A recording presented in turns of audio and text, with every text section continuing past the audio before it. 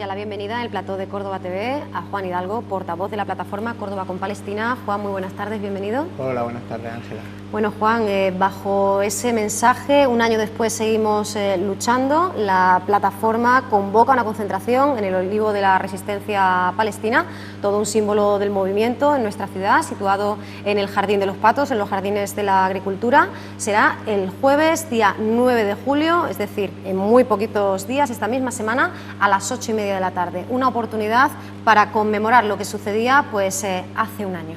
Claro que sí. Bueno, primero de todo, desde la plataforma queremos agradecer programas como el vuestro y canales como el vuestro que dan cobertura y dan visibilidad a todas las problemáticas que hay más allá de nuestras fronteras y bueno, y para nosotros es un apoyo indispensable para seguir visibilizando cuál es la situación del pueblo palestino, ¿no? El genocidio que está sufriendo el pueblo palestino, ¿no? Y como bien dices, tenemos una nueva oportunidad este jueves de mostrar nuestro rechazo y nuestra solidaridad al pueblo palestino y nuestro rechazo a las políticas que establece Israel sobre ese pueblo que está oprimido por más de 67 años en el Olivo a las 8:30 este jueves, ¿no? Que bueno, lamentablemente conmemoramos un año de aquella operación que ha sido la más mortífera por parte del gobierno de Israel, la de Margen Protector, que comenzó en un 7 de julio.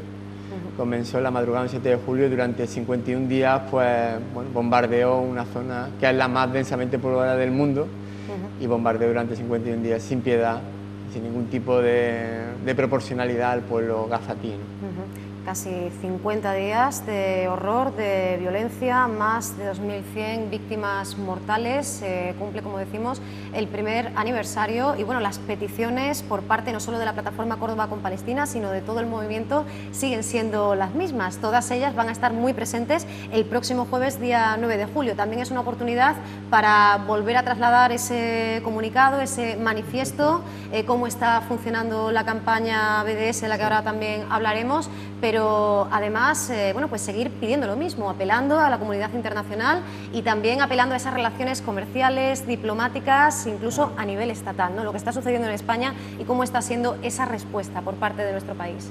Claro, también queremos valorar un año después de esta ofensiva, ya cuando ha pasado un año, qué es lo que ha pasado, ¿no? Porque hubo un tratado de paz en el Cairo, donde se firmó esa tregua por parte de Hamás y el gobierno israelí. Y un año después, pues la verdad es que no se ha avanzado nada. Podemos decir, y estos son datos no de la plataforma, sino de la OCHA, que es la Agencia de Cooperación con Derechos Humanos, una agencia que trabaja para la ONU, donde en su último informe dice que no ha entrado ni el 1% del material de construcción necesario para la reconstrucción, que se firmó en la hoja de ruta del Cairo, ¿no? Un año después, Israel bloquea aún la franja de Gaza, tiene bloqueado todo tipo de material de construcción y material para la reconstrucción, como la central eléctrica, que fue bombardeada por segunda vez. La primera fue en 2006 y en esta última operación Margen Protector la volvieron a bombardear y aún sigue prácticamente ni a un 45% de su actividad un año después, ¿no? Este informe que salió este viernes 3 de julio de la OCHA, ¿no? Una agencia, repito, dependiente de la ONU, de la misma ONU, ¿no? Un organismo con solvencia internacionalmente reconocido, pues nos habla que el pueblo gazatí tiene un suministro eléctrico de 6 a 8 horas cada 2 o 4 días. Esa es la situación que vive este pueblo, ¿no? Con más de 1.800.000 personas en un espacio, en un terreno de unos 365 kilómetros cuadrados, ¿no? Que puede tener suministro eléctrico pues de 6 a 8 horas cada 2 o 4 días, ¿no? Es francamente alarmante, ¿no? Y francamente, bueno, un año después es increíble, ¿no? Atenta al sentido común, ¿no? Creo, ¿no? Y de ahí, bueno, el nacimiento y también la respuesta a campañas como BDS, boicot, desinversiones y sanciones. Su cofundador, Mark Barghouti, está sufriendo ya de alguna manera bueno, pues, precisamente la acogida que ha tenido a nivel internacional esta campaña. También va a ser protagonista en ese acto del próximo jueves, porque queréis bueno, pues lanzar un mensaje contundente con el nombre de las entidades que ya se han sumado sin salir de la provincia de Córdoba a esta campaña. Firmas, todo tipo de establecimientos que de esta forma quieren apoyar pues, la causa causa de movilizaciones y de organizaciones como la Plataforma, pues bueno, siempre y cuando y mientras Israel siga incumpliendo el cuarto convenio de Ginebra y las resoluciones aprobadas por la ONU, ¿no? Claro, claro. A este respecto, yo quisiera hacer hincapié hoy también aquí, en este momento que tenemos, es que ese mismo viernes el Consejo de Derechos Humanos de la ONU aprobó una resolución. El Consejo de Derechos Humanos se compone por 47 miembros, 47 países, por 41 votos a favor, 5 abstenciones y un voto en contra, en este caso de Estados Unidos, que es un fiel aliado de Israel. Aprobó una resolución donde indica que hubo crímenes de guerra y lesa humanidad en la operación Margen Protector, donde también pone de manifiesto que la no cooperación de las autoridades israelíes para la investigación de estos crímenes de guerra y donde insta a una investigación de una comisión independiente para investigarlo, ¿no?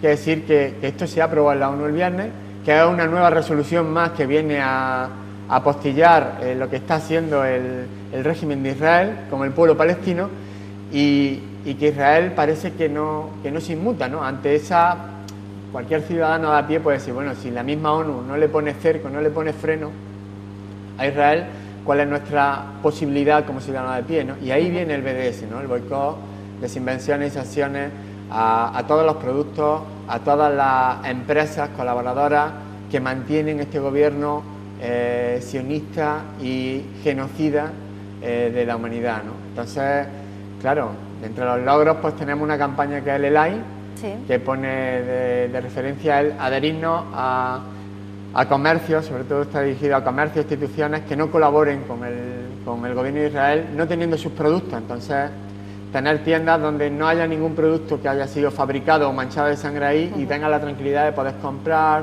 poder mirar, poder estudiar en sitios, en lugares donde no colaboran con este genocidio, ¿no? Entonces es importante, ¿no? En la provincia de Córdoba estamos funcionando muy bien y ya hay más de 25 establecimientos asociados y esperemos que haya más, de manera que Israel se piense, se replantee de una manera más seria su política con el pueblo palestino, ¿no?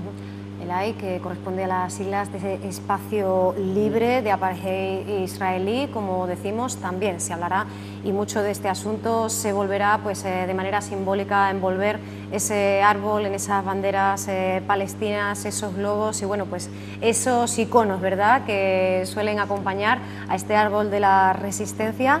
Llega esta conmemoración de lo que sucedió en el mes de julio de 2014, en un momento en el que continúa ese bloqueo a la espera de, por enésima vez, que se inicie esa reconstrucción. Recordemos que aquel ataque llevó aparejado, además de esos muertos, en su mayoría civiles, la destrucción de centrales eléctricas, plantas potabilizadoras, viviendas, edificios civiles, escuelas, hospitales y muchos de ellos además construidos, gestionados por el Organismo de Naciones Unidas para los Refugiados Palestinos, ¿no? Así que en realidad la comunidad internacional está haciendo el camino dos veces y por el camino se está dejando las vidas de familias enteras. Sí, sí, atenta al sentido común, ¿no? Porque bombardearon más de 49 escuelas dependientes de la ONU, bombardearon más de 17 hospitales y bueno, pues, aparentemente un año después no tiene sanciones, no tiene ningún tipo de contraprestación a Israel y aún seguimos, bueno, como el Tratado Preferencial de Libre Comercio con la Unión Europea, que firmó también el año pasado, y no hay ningún tipo de sanción, ¿no? Cuando Europa es el garante de la democracia, de los derechos humanos, bueno, pues alentamos y seguimos aplaudiendo lo que está haciendo Israel, ¿no? Yo creo que eso hay que denunciarlo, hay que cambiarlo. Un buen ejemplo ha sido el pueblo griego, quizá, hoy que está la noticia en boga, ¿no? Que cambia el paso a esa Europa del capital. Pues yo creo que los ciudadanos tenemos mucho poder y hay que cambiarle el paso, ¿no?, a esta Comunidad Económica Europea que no mira por los derechos humanos del pueblo palestino, que no tiene ningún tipo de pudor en firmar un tratado de comercio preferencial con este gobierno que asesina impunemente a un pueblo, ¿no? Y lo tiene asediado desde 2006, ¿no? Y gran reflejo de esto es la Flotilla Libertad.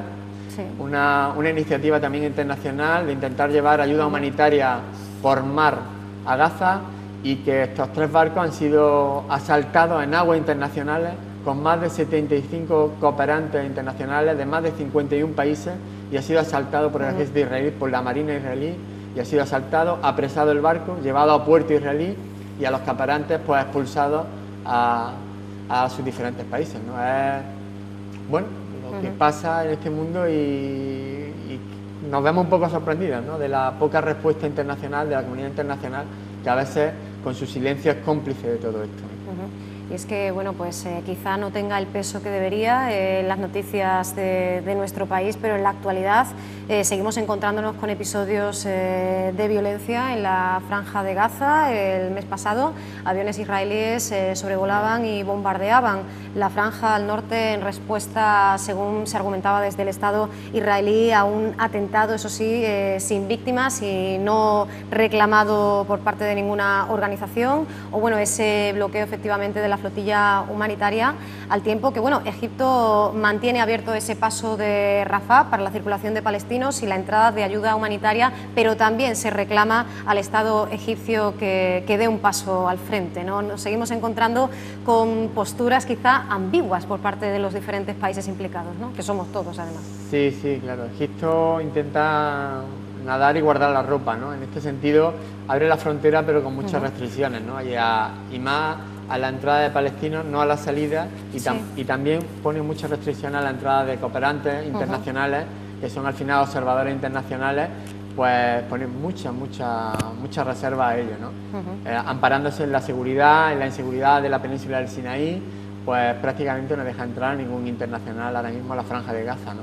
Y claro, esas restricciones de Egipto chocan con que luego les vende esa electricidad que les falta a Gaza, vende una parte de electricidad a Egipto a la Franja de Gaza, ¿no? Como de este desastre hacemos negocio, ¿no? Como Israel, también el mismo Israel, le está vendiendo electricidad, evidentemente, porque no pueden reconstruir la central eléctrica, les vende electricidad el mismo Israel y Egipto a la Franja de Gaza, en vez de abrir algo las fronteras para poder reconstruir la central eléctrica, ¿no? Cómo se hace negocio con la vida de las personas, cómo se hace negocio con la ayuda humanitaria, ¿no?, al fin y al cabo, ¿no? Entonces, esas situaciones se están dando en aquella parte del mundo, ¿no?, desgraciadamente, y nosotros como plataforma venimos a denunciar esto, venimos a poner grito, ¿no?, en este desierto de la comunidad internacional que no ayuda al pueblo palestino por más de 67 años y que, bueno, poco a poco yo creo que se hace camino, ¿no? La resolución de la ONU este viernes también insta a parar esa ocupación y a volver a la frontera firmada en 1967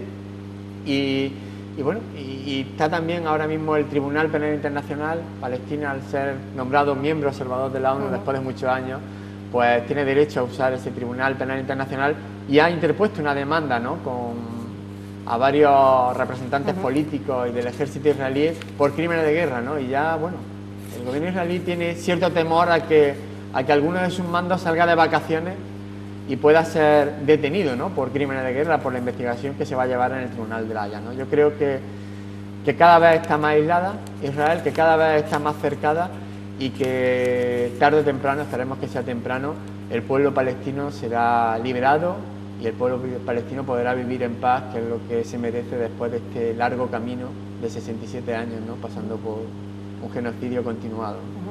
Un deseo que pudimos comprobar hace muy poquito aquí en el plató de Córdoba TV, gracias a Asamblea de Cooperación por la Paz y a la visita que nos hacían dos líderes, una lideresa palestina y un líder israelí, que es, como decimos, el afán, la ilusión no solo de los ciudadanos palestinos, sino de muchísimos israelíes que se dan cuenta de que este reconocimiento tiene que llegar y que es necesaria esa mesa en común en la cual Israel reconozca, ¿verdad?, el Estado y el derecho de toda la ciudadanía palestina y, por supuesto, acabar con ese bloqueo permanente, ¿no?, que además supone que, por ejemplo, lo que comentabas, esa información llegue pues, a los medios internacionales de manera muy sesgada, al ser tan complicada la permanencia de los observadores internacionales, de esos cooperantes que tienen también la función periodística, comunicativa, de trasladar lo que está sucediendo, y ellos mismos nos hablaban de esto, ¿no? Estaban de gira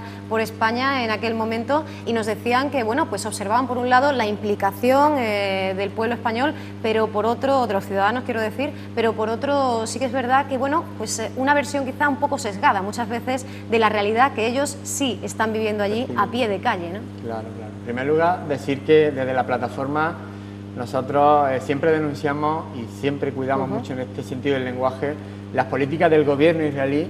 En ningún caso los ciudadanos israelíes, que sí sabemos que hay una parte importante de ellos que rechaza de manera rotunda esta violencia desproporcionada al pueblo palestino, ¿no?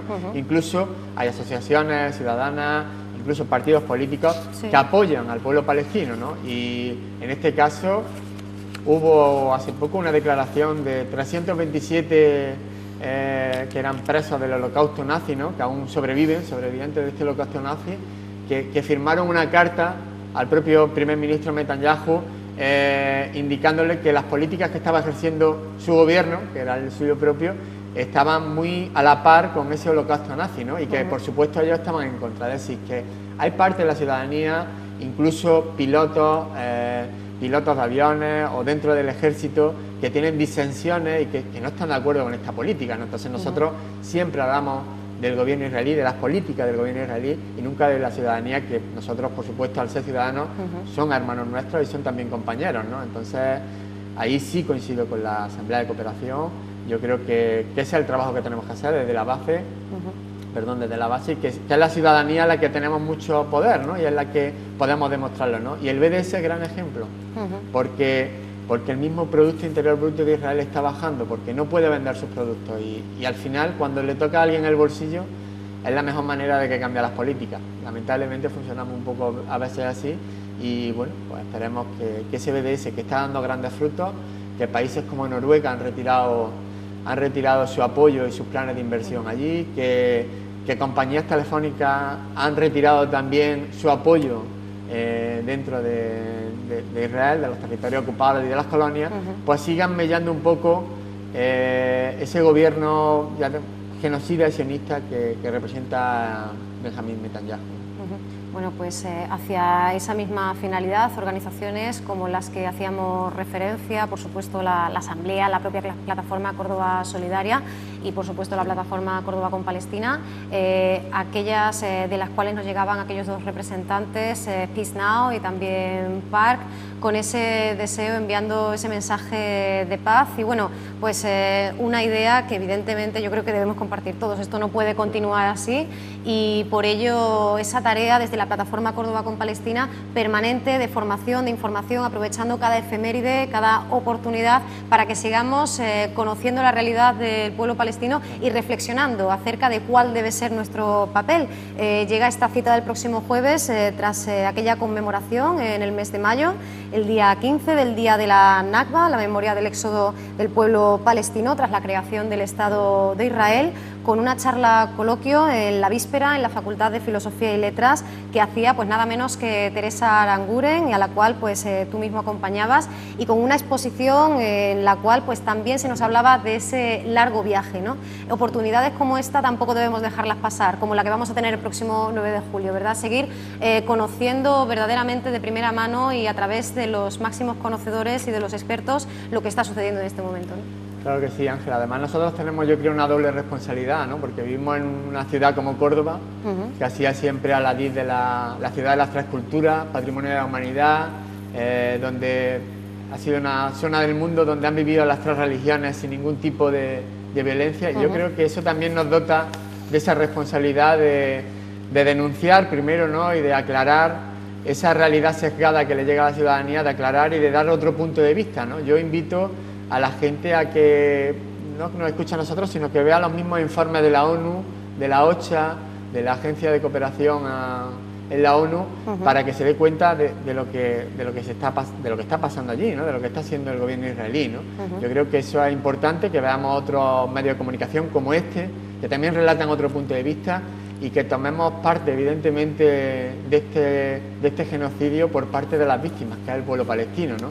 Entonces, actividades como la de Teresa Aranguren, que era con ACNUR, esa exposición del éxodo, ¿no?, que sufrió el 48 los palestinos que tuvieron que emigrar una vez que se declara el Estado israelí y son expulsados de allí. Pues bueno, pues yo creo que vienen a poner puntos sobre la IE de la realidad del pueblo palestino, ¿no?, y dar luz a esas sombras que a veces la comunidad internacional y los grandes medios de comunicación ponen sobre este genocidio, ¿no?, porque hay que decirlo así, es un genocidio que estamos viviendo a tiempo real desde hace más de 67 años y que hay que ponerle freno, y tenemos la oportunidad desde la ciudadanía de ir poniendo esas palos en el camino, en la rueda, para frenar esto, ¿no?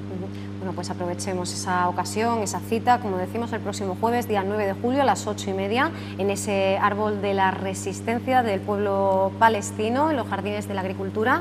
Muchísimas gracias, Juan, por habernos acompañado, y os esperamos para seguir conociendo la agenda de la plataforma de Córdoba con Palestina. Claro que sí, muchísimas gracias a ti, y bueno, os esperamos el jueves, ¿no?, que es otra forma de apoyar y denunciar todo lo que está pasando en el árbol, aunque estemos en ola de calor. Pero bueno, tiene buena sombra ese olivo y creo que la causa lo merece, y que, bueno, una vez más estaremos al lado del pueblo palestino, que son las víctimas de esta situación, ¿no? Así es, a pesar de las altas temperaturas, efectivamente la causa lo merece. Muchísimas gracias, Juan. A vosotros.